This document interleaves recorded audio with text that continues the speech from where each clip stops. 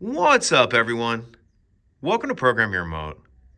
Today we're going to take a look at how to change the cabin air filter in a 2022 Toyota Tacoma. Like I said, it's a 22 Tacoma in the video, but it will be the same on a few different years. I'll put a link to Amazon that'll give you a few different options on cabin filters if you're in need of one. The cabin filter is going to be located behind the glove box.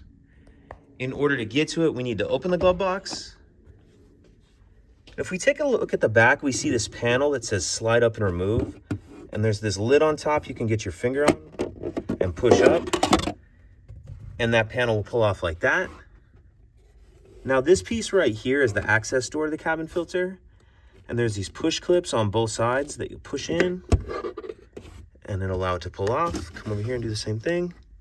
Push in. And that'll come off like that. And now we can see our filter right here. And this is the factory OEM filter. This is the one that came with the vehicle. And they do a good job of breaking down how it's supposed to be installed.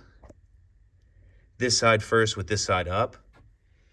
If you have a replacement filter though, it probably isn't gonna look like that. It may just say airflow.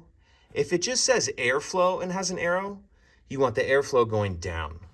So if you have an OEM style that says this side up, or just has an arrow pointing up, then you want that arrow going up. But if it says airflow, you want your airflow going down towards the floor of the vehicle. Once you have your new filter installed with the airflow in the correct orientation, we'll reverse everything we just did to close it up. Put the access panel back on, make sure that's snapped all the way on. Then we'll grab this piece and just set it on there. And then it will slide down like that. Close the glove box, and that's it. If you have any questions, please let me know. If you could take a second to like and subscribe, it helps us out, and I'd appreciate it. Thank you.